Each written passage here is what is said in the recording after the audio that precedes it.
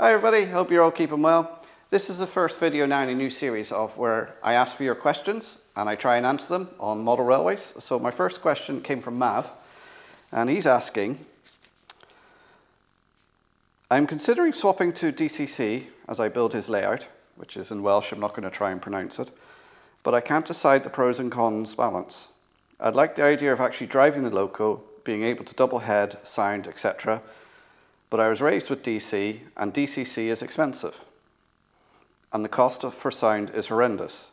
Which system do you use on your layout? Have you ever regretted going down the route? And what advice would I have for someone thinking of starting a DCC railway? So let's get into that and I'll answer these questions.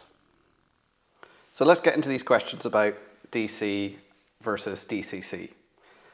First off, let's talk about DC. So I have this shelf layout here that I'm building for Modeller's Corner. I've got a DC supply connected to it and I've got a loco sitting on there. So I switch on my power supply, the loco moves, I can reverse the direction, away it goes. So with DC, you are controlling the track. You're supplying the power to the track, which in turn makes the engine move. So if I, for example, put two engines on the track, and I switch on the power, they're both going to move.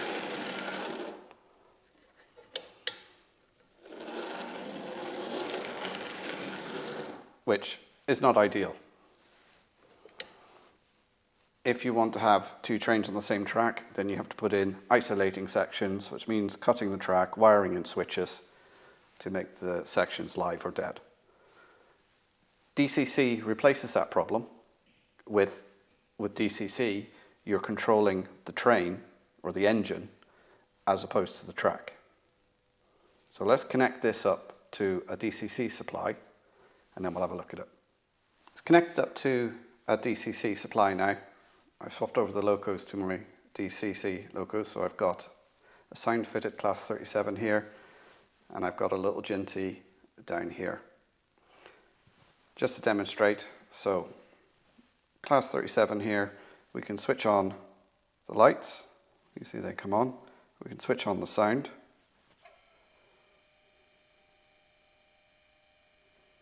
and now we can apply some power, and as it starts up, it will start to move. And notice I've applied the power, the jinty isn't moving. I'll stop that. If I want to move the jinty, I just control that, and there we have the jinty moving. So how does this work with DCC?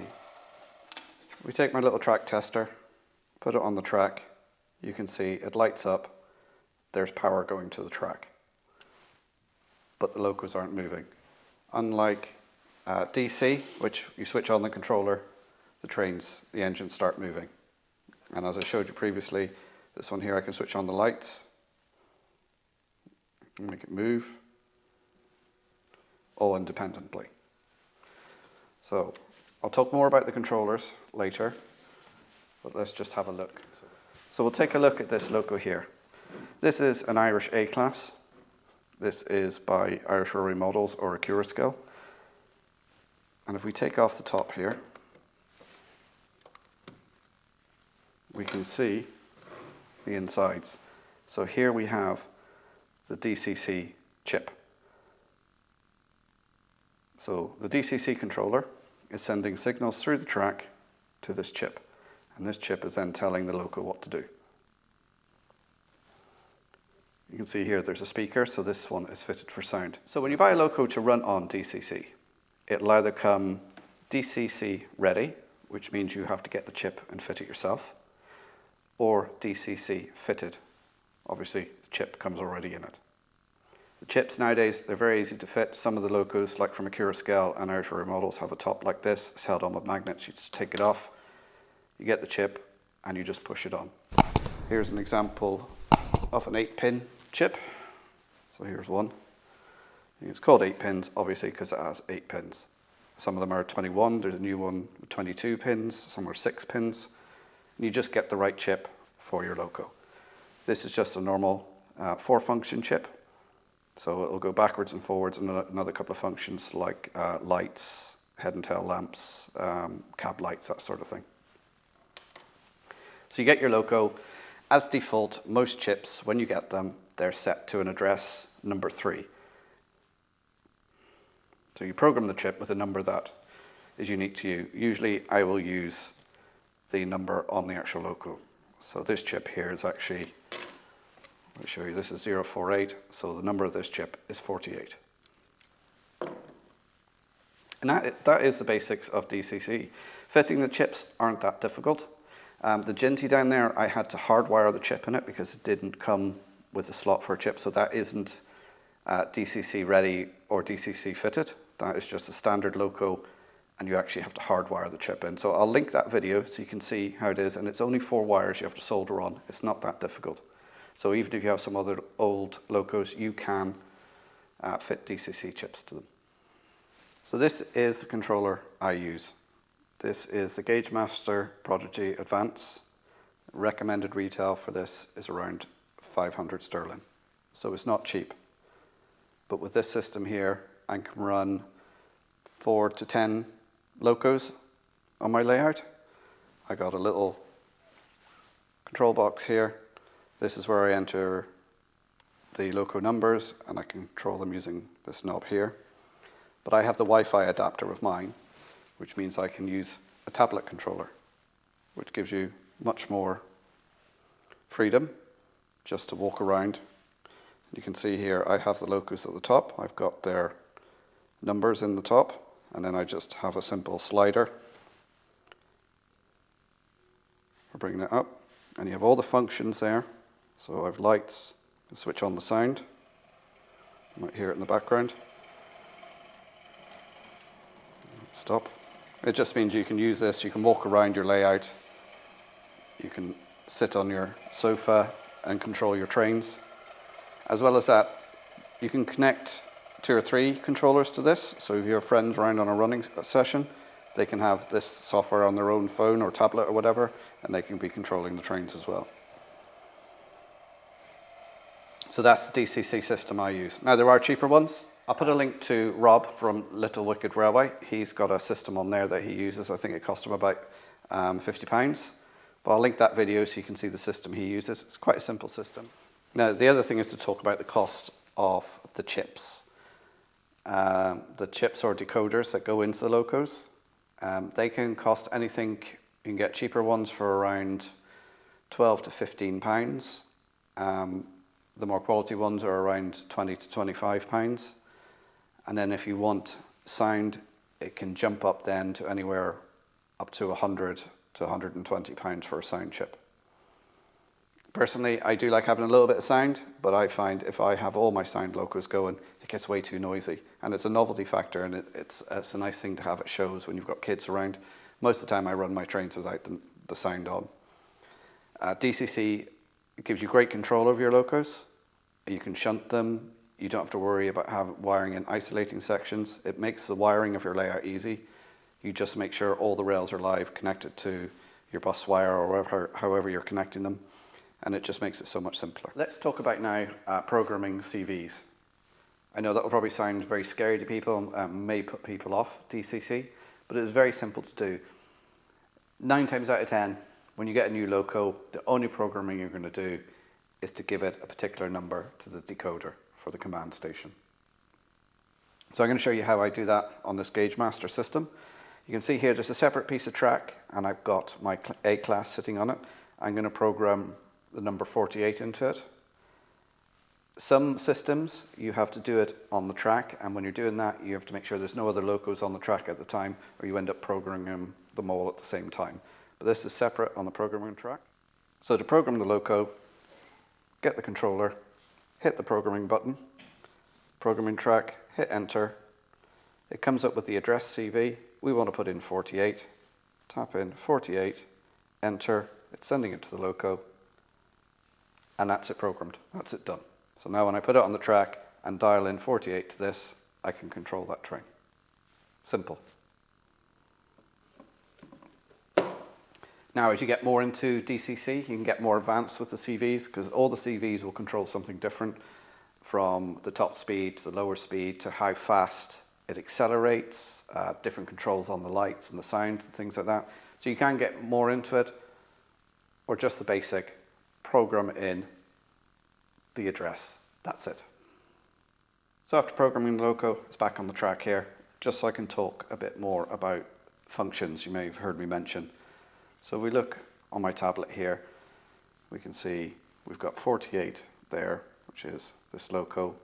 If I hit the light buttons, the light comes on. If I hit the sound should come on. And those are all functions. Obviously with a sound loco, there's far more functions. Right, we can have a station announcement on this one.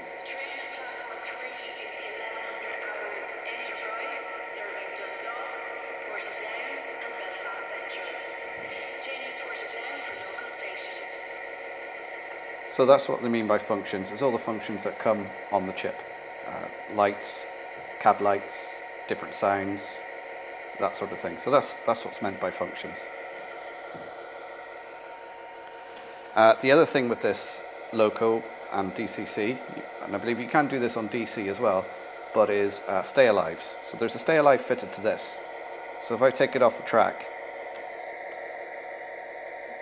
the sound and lights are still on, because there's a capacitor in there that's keeping it alive, which is great for it's going over dead bits of track, through points, that sort of thing. It will get it through that before it picks up the power again, so it stops the interruption. And if I put it back on the track,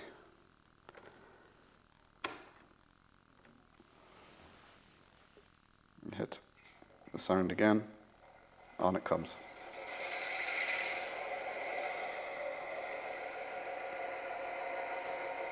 I'll turn that sound off again. Now, some of these locos with the chips they have, they can run on actual DC layouts. Won't obviously have the sound functions and anything like that, but a DC controller will work it. But you have to be very careful because it depends on the chip, and you need to read the instructions with the particular chip manufacturer you're using to see if it'll work. And you need to have a proper DC controller. It gives a nice smooth current, because otherwise you can blow the chips. And that's 20, 25 quid for a chip, or over 100 quid for a sound chip. That's a lot of money to lose. I said earlier that you can hardwire the chips in as well. Older locos, they might need a more robust chip, shall we say, because some of them older locos, they will pull a lot of current to get going initially. So you need a beefier chip for that. Most old locos can be wired. Some of them are more complicated than others, but most locos should be able to be DCC fitted. So there we go, there's my DCC system. Mav asked, what advice would I give? Well, if you've already got a DC layout and you want to convert to DCC, it's going to be expensive because you have to get chips for all your locos, and it's going to take time. So what I suggest doing is, as you're slowly transferring over, is just have maybe one of your loops or one of your sections DCC. So then you can run your DCC trains and have a section for your DC trains that way. If you're starting off, then you're starting off, you build your layout with DCC in mind. You get your controller. There's a vast array of controllers out there. I landed on the Gauge Master because it suited me and I liked the way it worked. I recommend it. I've asked if I regretted it. No, I love using DCC. It's simple to wire. It gives great play value with your trains. You don't have to worry about isolated sections and switching sections. You just put your trains on, you dial in the number that you want to move, hit the throttle, and away it goes. As well as that, you have lights you can switch on and off. You have sound, which is a bit of a novelty factor. You can sound the horns whenever you want. So it's a good bit of fun value, especially when you have younger kids trying to get them into the model railway world. They enjoy it. Yes, it is expensive, especially if you've already got an established layout and you're transferring it over. Looking at like 20 quid a chip for each of your locos, which, that adds up quite quickly. But I think it's well worth doing, and I wouldn't swap back to DC now. There we go, Mav. I hope that's answered your questions. Do check out Mav's channel. I'll put a link to it down below. He's starting this model railway build. If you've got any further questions or comments, stick them down below. Also, a big thank you to my channel members and patrons. They'll be scrolling down here. And if you'd like to become a channel member or a patron, links are down below. This far in the video, don't forget to subscribe and hit the like button for me as well. I'll pop another video here and here, subscribe button in the middle. As always, thanks for watching. I'll see you next time. Bye for now.